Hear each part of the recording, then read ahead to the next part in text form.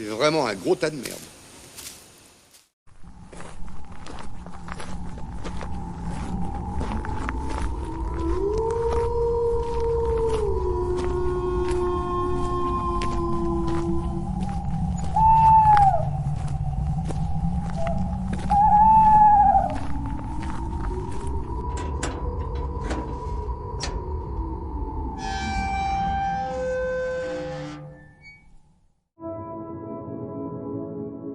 Bonjour à toi et bienvenue dans Le Son de la Crypte, le podcast du site de la Cryptosérie. Ici, tu trouveras des versions audio des articles présents sur le site.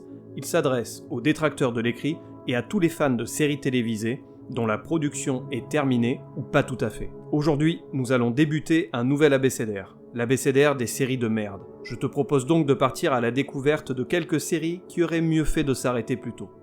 Tu peux d'ores et déjà retrouver cette actualité et toute l'info de la crypte en version écrite sur www.cryptoserie.fr et en version audio sur YouTube, Deezer, Spotify et autres plateformes de podcast. Allez, c'est parti pour ce nouvel épisode intitulé l'abécédaire des séries de merde.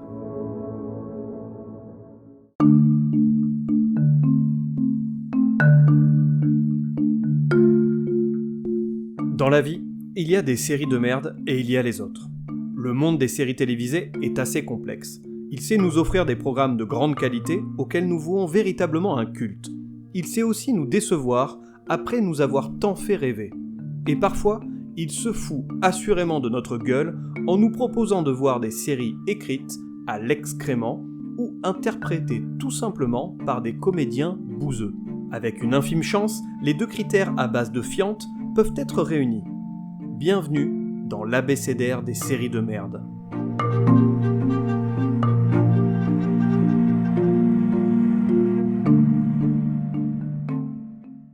Il y a quelque temps, je te proposais de découvrir l'abécédaire des séries cultes, avec à la clé de quoi découvrir ou redécouvrir des séries immanquables pour un authentique sériephile.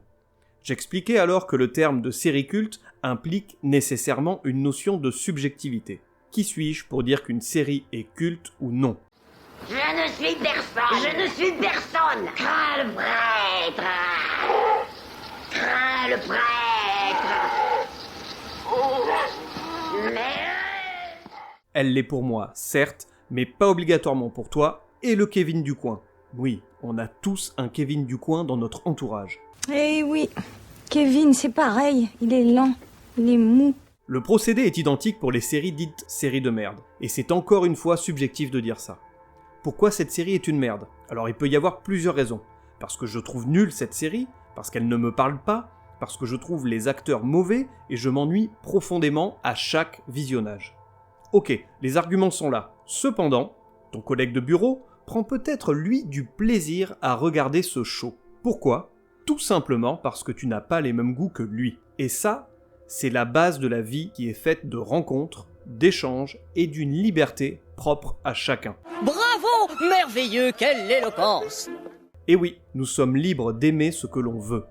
Alors surtout, ne t'offusque pas si dans cet abécédaire des séries de merde, tu tombes nez à nez avec une série que tu affectionnes particulièrement. Je te propose plutôt qu'on échange ensemble sur les réseaux sociaux ou dans la partie commentaires sur le site de la crypte. Peut-être me feras-tu changer d'avis concernant les séries que je vais citer. Bon, attention tout de même, je t'aurais prévenu. Ces séries sont les séries que je juge mauvaises. Mais soyons francs. Entre nous, ne le sont-elles pas vraiment ? C'est parti pour un beau tas de fumier des pires séries. Du fumier ! Je déteste le fumier ! Débutons avec la lettre A comme Alerte à Malibu.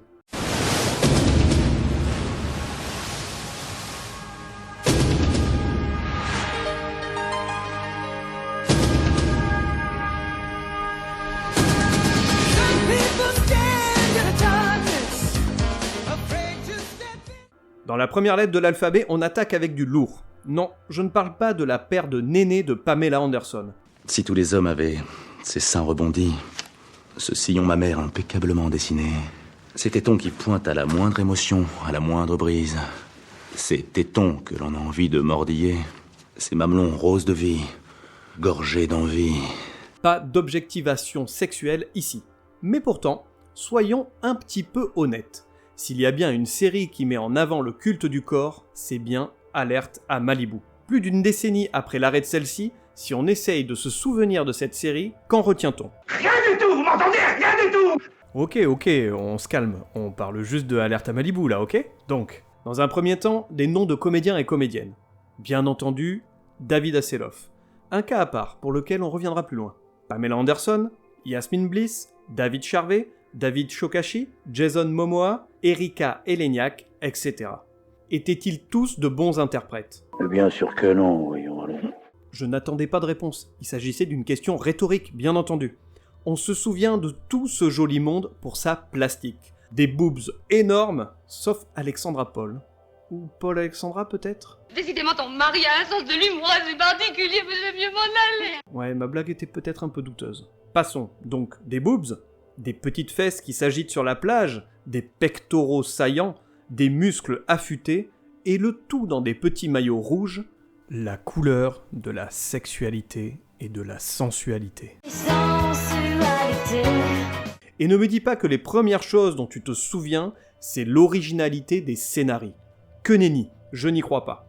Petit pervers, ce que tu aimes, ce sont les boobs de Pamela Anderson. Et puis pourquoi pas aussi le petit paquet de David Charvet dans son moule bite.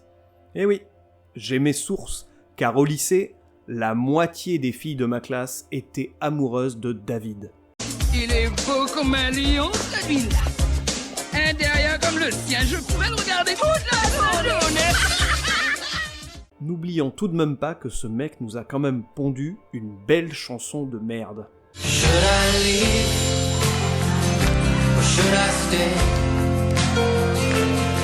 Mais ta gueule! En résumé, Alerte à Malibu a fait partie de la puberté de beaucoup d'adolescents des années 90.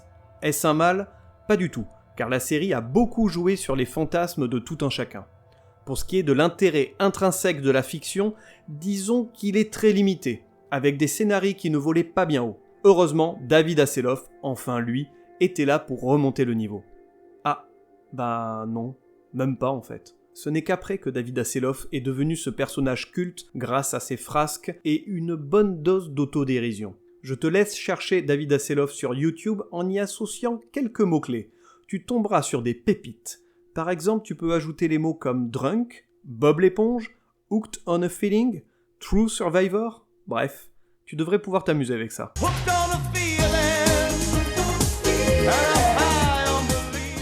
Bon, et si je devais citer quelques raisons qui font d'Alerte à Malibu une série de merde, je dirais, bien entendu, le culte du corps, on en a parlé, des scénarios qui tiennent sur un papier format A8 pour chaque épisode, le personnage de Obi Buchanan, à qui il arrive tout le temps des problèmes, putain mais enfermez-le ce gamin, enfermez-le dans sa chambre. Ça suffit, va dans ta chambre! Le personnage de Obi Buchanan, oui, encore lui, tu as bien entendu, car ce gredin se tapait à chaque fois des câlins de réconfort par toutes les bonasses de la plage de Malibu. Je ne suis pas jaloux, mais... Je ne supporte pas qu'on touche à mes affaires! Et pour terminer, le générique, avec ses ralentis ridicules pour bien montrer la plastique des comédiens et des comédiennes. Je vais courir avec toi sur cette plage, complètement nu, et lécher le sel de ta peau. Oh bon. Passons à la lettre B comme Batman. Allons Robin, à la Batcave.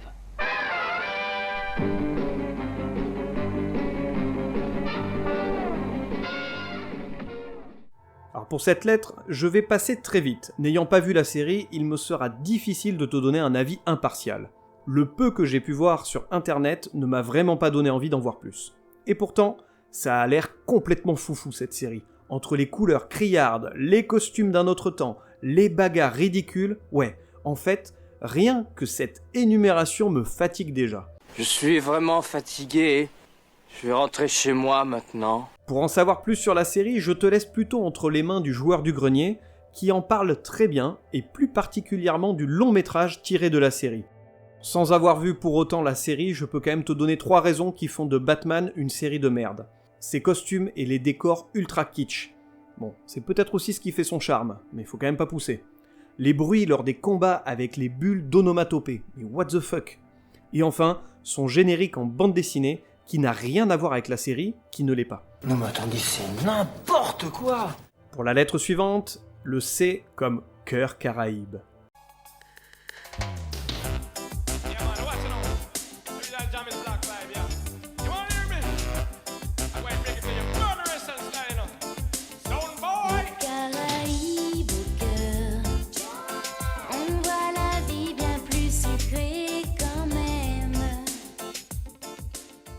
Nous sommes à présent de retour sur une plage de sable fin, où l'écume des vagues caresse délicatement les boobs de Vanessa Demouy.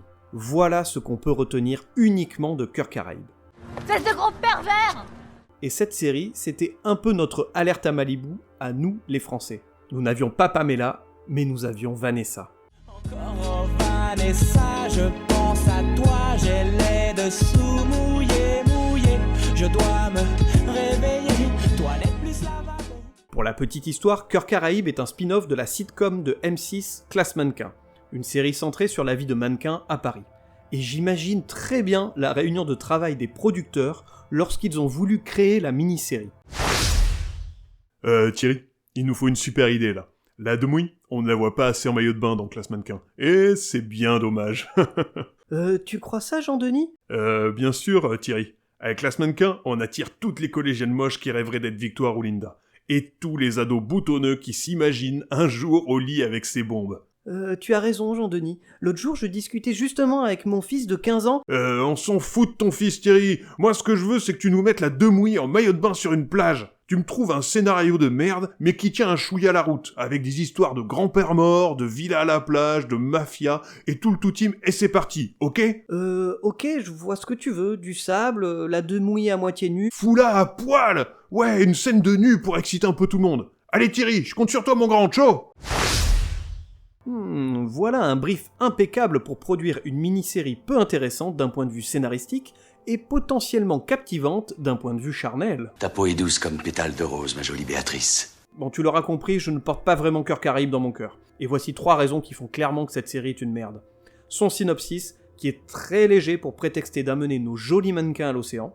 L'histoire d'amour est très convenue et inintéressante. Et le jeu des acteurs et actrices est complètement à côté de la plaque. C'est nul! Zéro! Du côté de la lettre D, nous allons rencontrer notre cher Derrick.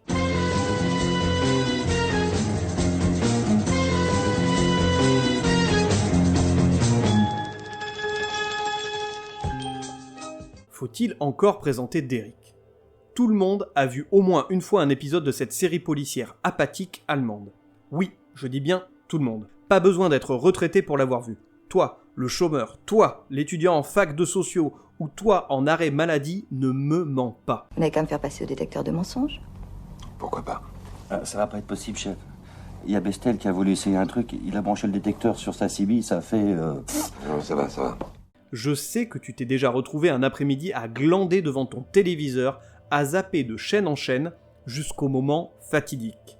Ton doigt sur la télécommande presse le bouton 3, ou 2, car France 3 et France 2 ont diffusé la série, et alors l'impossible se produit. Comme happé par le néant intersidéral du scénario du Cop Show, ou hypnotisé par le regard de chien battu de l'inspecteur Derrick, impossible de changer de chaîne. Ce n'est seulement qu'au bout de quelques minutes que tu te ressaisis un peu, groggy, tel un boxeur qui s'est pris un uppercut en plein visage. Que s'est-il passé ? Tu te sens sale. Tu as envie de pleurer. Que t'est-il arrivé ? Tu as vrillé. Ça en est fini de toi. Il est à présent en toi. Il va te hanter. Qui ça ? Mais le Derrick, bordel ! Mon nom est Derrick, je suis inspecteur de la brigade criminelle. Non! Alors comment suis-je au courant de tout ça, te demandes-tu ? Mais tout simplement parce que j'ai été toi. Je compatis à ta douleur et te soutiens de tout mon cœur. Tu fais maintenant partie de la grande famille des gens qui ont vécu un épisode de Derrick et y ont survécu. Allez, voici quelques raisons qui font de Derrick une série de merde. Tout simplement, ça lent. 7 hours later. Et pourtant, c'est cette mollesse qui donne tout son charme à la série. Ici, on n'est pas dans l'action, mais plus dans la cérébralité. Oui, enfin, pour ma part, je m'emmerde. Ces images, ces décors, ces habits, ces couleurs, tout ça est d'un autre temps. Un temps révolu qu'il faut oublier. Le jeu des acteurs, ils sont à l'image de la lenteur propre au show. J'avoue cependant ne pas connaître la série en version originale. Peut-être est-ce mieux, à n'en pas douter. Enfin sa musique, Guirette, qui donne envie de sauter par la fenêtre tant elle est entêtante. C'est un peu le Small World de Disney.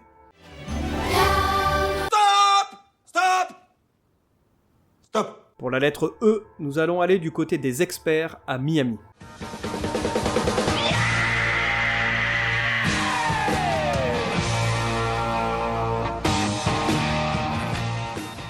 Alors je n'ai pas vu cette série si ce n'est que quelques épisodes en zappant. Comment pouvez-vous critiquer quelque chose que vous ne connaissez pas ? On ne peut pas être juste dans son argumentation si on ne sait pas de quoi on parle. C'est comme ces mécréants qui viennent manifester dans la rue pour le mariage pour tous sans savoir de quoi ils parlent. C'est une honte. Shut up, bitch! Mais ta gueule, punaise de sacristie. Laisse-moi t'expliquer pourquoi Les Experts Miami fait partie de mon abécédaire des séries de merde. Alors en effet, je ne l'ai pas vu, et il me sera difficile de juger la qualité du cop show, bien que j'ai tout de même quelques idées que je développerai par la suite. Donc j'ai choisi d'intégrer Les Experts Miami dans cette liste, car elle est un spin-off des Experts. C'est sa seule faute, mais pas n'importe laquelle. Elle fait partie d'une franchise, et comme toutes les franchises, il faut savoir s'arrêter. Il faut arrêter. Ce que j'arrête, c'est les pins, vieux. Ça me fait plus marrer. Les chaînes et les producteurs sont clairement là pour faire du pognon, et quand ça marche, soit ils nous servent des saisons à n'en plus finir, ou alors on a droit à 1, 2, 3, voire 4 spin-offs. Et pour les experts, on a eu droit à trop de dérivés. Les experts Miami, les experts Manhattan, les experts cyber, arrêtez tout. Arrêtez, sérieux. Dans la même veine, il y a le producteur de la franchise Chicago. Et maintenant, mesdames et messieurs, le Copacabana est fier de vous présenter le roi de la réplique qui tue, Henny Youngman. A.k.a. Bitlou. Oui, Dick Wolf en anglais. Donc lui, c'est un adepte des spin-offs aussi. Il a fait quand même pas moins de 4 dérivés. Chicago Fire, Chicago PD, Chicago Med et Chicago Justice. Cette dernière n'a pas connu le succès des autres et a été annulée après seulement une petite saison, et c'est tant mieux. C'est bien fait, c'est bien fait. Je suis bien content. Je suis bien content. Mais bon, on attend tous avec impatience le prochain dérivé, Chicago Gardener. Seront-ils où ils ont mis les graines de poinsettia? Attends, suspense. Tu me trouves certainement dur avec les experts Miami, peut-être ne devrait-elle pas figurer dans cet abécédaire. N'hésite pas à venir me le dire. Bon, et puis entre nous, j'ai déjà vu quelques épisodes ici et là en zappant sur ma télécommande. Et j'ai repéré 3 raisons qui font de Les Experts Miami une série de merde. Comme je l'expliquais, le simple fait d'être un spin-off, je n'ai jamais accroché à la franchise Les Experts. David Caruso est la 2e raison. Tout le monde s'est moqué de lui de son geste ridicule quand il ôte ses lunettes. Alors ça va une fois, mais après ce gimmick devient lourd. Et enfin son générique, avec David Caruso en demi-dieu surplombant Miami. C'est ridicule. Que fais-tu là, habillé de cette façon ridicule par Belenos? Je ne critiquerai pas toutefois la musique, car je suis un grand fan des Who. On y va. On va vous jouer un bon vieux rock. Bien rétro. Et enfin, terminons cet abécédaire avec la lettre F comme Flash Forward.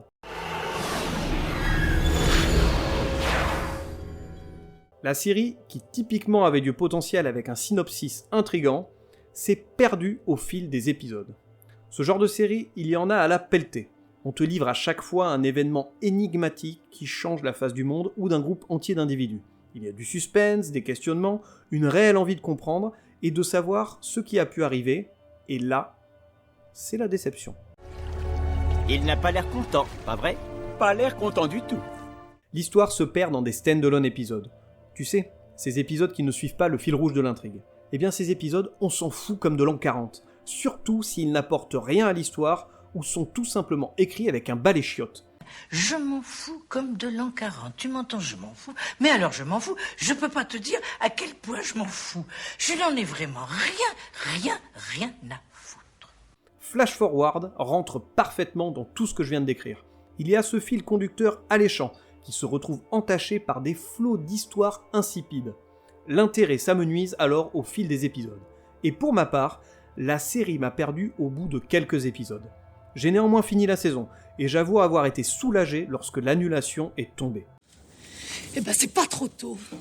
Dans la même lignée que Flash Forward, il y a The Event, Under the Dome et Jericho. et je rajouterai même la petite dernière qui date de 2021, La Brea. Revenons un petit peu sur Jericho. Elle remporte quand même la palme des histoires annexes les plus chiantes du monde des séries télévisées. De quoi s'emmerder durant pas mal d'épisodes avec des histoires de gens qui font pousser du maïs, d'autres personnes qui veulent attraper le vilain garçon qui a volé à la supérette, mais bordel bande de couillons, il y a eu une putain d'explosion nucléaire, vous n'avez rien de mieux à faire ? Et on se sent les doigts du cul. Bon, et flash forward dans tout ça, eh bien c'est une série de merde. Voici quelques raisons. À la lecture du synopsis, la série était pourtant séduisante, mais elle devient rapidement chiante due à des histoires inintéressantes qui viennent gâcher le tableau, à l'instar de Jericho et des autres séries que j'ai pu citer. Joseph Fiennes, qui est un acteur que j'aime bien, mais que je n'ai pas du tout trouvé convaincant dans la série. Le fantôme de Lost était trop présent. Flash Forward voulait devenir la nouvelle série énigmatique après Lost, et finalement, elle n'a pas su lui arriver à la cheville. Et ce n'est pas en intégrant à son casting Dominic Monaghan et Sonia Walger, et qui est respectivement Charlie et Penny dans Lost, que ça allait arranger le tout. Et enfin, un abus total des flashbacks fatigue le visionnage.